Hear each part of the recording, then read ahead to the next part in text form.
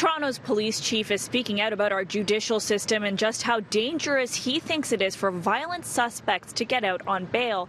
In a series of tweets he sent last night and early this morning, Police Chief Mark Saunders points to a number of situations where someone charged with a firearm-related offence was let out on bail and then committed a second offence. But his remarks are being met with criticism, being called inflammatory and not well-informed.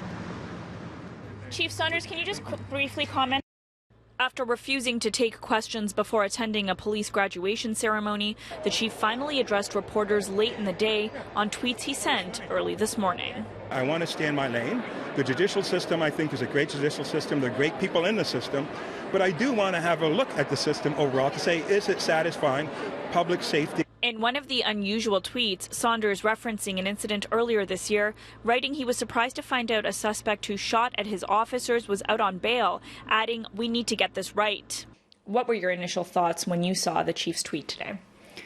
I thought the tweets were quite inflammatory, not very well informed in terms of how the bail system works. Criminal defense lawyer Maya Martin says it is already tough for people charged with gun offences to get bail, and that fewer people are granted bail now than they were 4 years ago. It's disappointing to hear the police chief speak about our bail system in that way. We shouldn't be holding people in jail who have not yet been found guilty. What do you say to some lawyers who are calling these tweets inflammatory?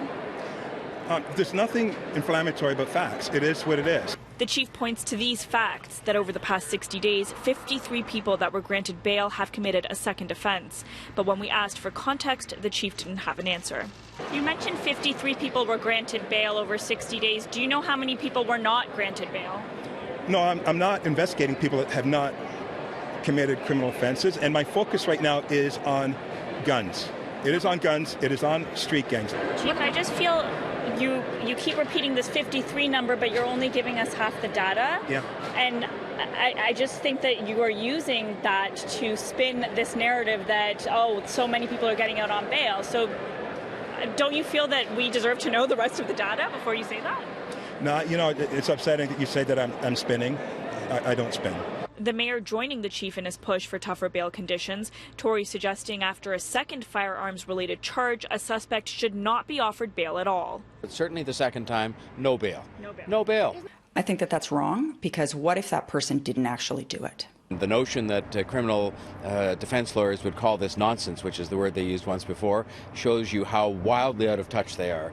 The president of the police union says bail should be looked at, but this is certainly not the main issue to fixing gun violence in the city.